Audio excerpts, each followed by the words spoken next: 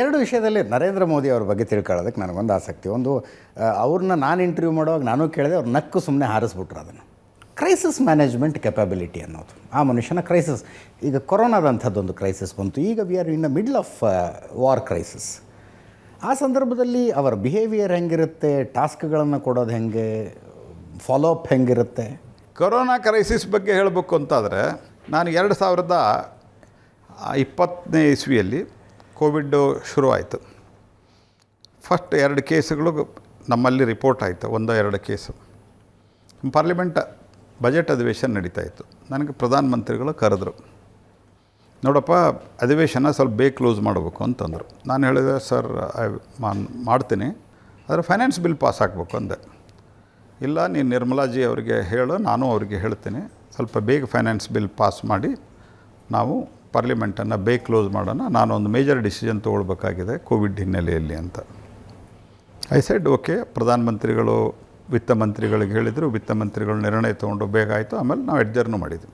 ನಾನು ಆವಾಗ ಒಂದು ಪ್ರಶ್ನೆ ಕೇಳಿದೆ, ಸರ್ ಇದು ಇಲ್ಲಿ ಬಂದರೆ ಕೋಟ್ಯಾಂತರ ಜನ ಸಾಯ್ತಾರೆ, ದೇಶದ ಎಕಾನಮಿ ಹಾಳಾಗಿ ಹೋಗುತ್ತೆ, ಭಾರತ ದೇಶದಲ್ಲಿ ಭಾಳ ದೊಡ್ಡ ಪ್ರಮಾಣದಲ್ಲಿ ಜನಸಂಖ್ಯೆ ಇರೋದರಿಂದ ಇಲ್ಲಿ ಕೋವಿಡ್ ಬಂದರೆ ತಡೆಯೋಕ್ಕಾಗಲ್ಲ. ವಾಷಿಂಗ್ಟನ್ ಪೋಸ್ಟ್ನವರು ಆ ರಿಪೋರ್ಟ್ ಬರೆದಿದ್ರು, ನ್ಯೂಯಾರ್ಕ್ ಟೈಮ್ಸ್ನವರು ಬರೆದಿದ್ರು. ಎಸ್. ಸೊ ಹಾಗಾಗಿ ಇದ್ರ ಬಗ್ಗೆ ಏನು ನನಗೂ ಆತಂಕ ಆಗ್ತಾಯಿದೆ ಅಂತ ಹೇಳಿದೆ. ಆವಾಗ ಪ್ರಧಾನಮಂತ್ರಿಗಳೊಂದು ಮಾತು ಹೇಳಿದರು.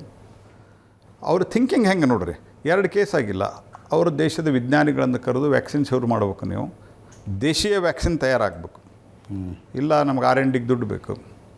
ಆನ್ ಸ್ಪಾಟ್ ಸ್ಯಾಂಕ್ಷನ್ ಮಾಡಿದರು 2 ವ್ಯಾಕ್ಸಿನ್ಗಳು.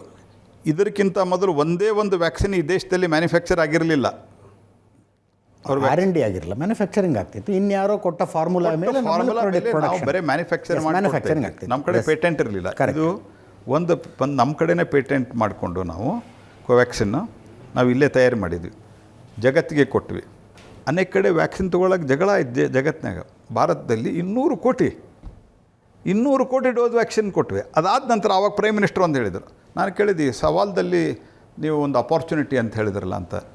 ಅವಾಗೊಂದು ಮಾತು ಹೇಳಿದರು, ಜಗತ್ತಿನಲ್ಲಿ ವರ್ಲ್ಡ್ ಆರ್ಡರ್ ಏನಿದೆ, ಈ ವರ್ಲ್ಡ್ ಆರ್ಡರು 19ನೇ ಶತಮಾನದಲ್ಲಿ ವರ್ಲ್ಡ್ ಆರ್ಡರು ಬೇರೆ ಇತ್ತು, UK ಇತ್ತು.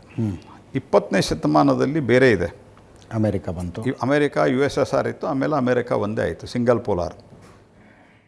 21ರ ಶತಮಾನ ಇದರಲ್ಲಿ ಭಾರತ ಒಂದು ಲೀಡಿಂಗ್ ರೋಲ್ದಲ್ಲಿ ಇರ್ತದೆ. After this Covid world order will change and India will lead ಅಂತ ಹೇಳಿದರು. That is happening today. But overall ಇವತ್ತಿಗೂ ಸಹಿತ ಜಗತ್ತಿನ fastest growing economy Bharat. So ಎರಡನೇದ್ದು, ಮೋದಿ ಬರೋಕ್ಕಿಂತ ಮೊದಲು, ಸನ್ಮಾನ್ಯ ಪ್ರಧಾನಮಂತ್ರಿಯಾಗಿ ಮೋದಿ ಬರೋಕ್ಕಿಂತ ಮೊದಲು ಏನು ಹೇಳ್ತಾಯಿದ್ರು, ದೇಶದ ಜನಸಂಖ್ಯೆ ಒಂದು ಬಹುದೊಡ್ಡ ಸಮಸ್ಯೆ. ಪ್ರಧಾನಮಂತ್ರಿಗಳಿದ್ರು, ಈ ಡೆಮೋಗ್ರಫಿ ನನಗೊಂದು ವರದಾನ, ಇದು ಜನಸಂಖ್ಯೆ ಸಮಸ್ಯೆಯಿಂದ ಜನಸಂಖ್ಯೆ ಸಂಪನ್ಮೂಲ ಅಂತ ಮಾತಾಡೋದು. This is the approach of prime minister Modi. ಅವ್ರು ಹೇಳಿದರು, ಇದು ಸಮಸ್ಯೆ ಅಲ್ಲ, ಇವ್ರಿಗೆ ಟ್ರೈನ್ ಮಾಡೋಣ, ಇವ್ರಿಗೆ ಎಜುಕೇಷನ್ ಕೊಡೋಣ, IIT ಜಾಸ್ತಿ ಮಾಡೋಣ. ITIಯೂ ಜಾಸ್ತಿ ಮಾಡಿದರು, IITನೂ ಜಾಸ್ತಿ ಮಾಡಿದರು. U see the number of ITIs ಇಷ್ಟು ದೊಡ್ಡ ಪ್ರಮಾಣದಲ್ಲಿ ಮಾಡಿ ಅವರಿಗೆ ದುಡ್ಡು ಕೊಟ್ಟರು. IITನೂ ಜಾಸ್ತಿ ಮಾಡಿದರು.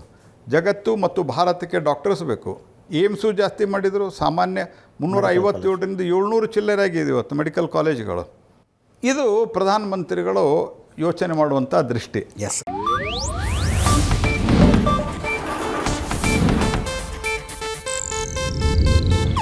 ಇದು ಏಷ್ಯಾನೆಟ್ ನ್ಯೂಸ್ ನೆಟ್ವರ್ಕ್ ಪ್ರಸ್ತುತಿ.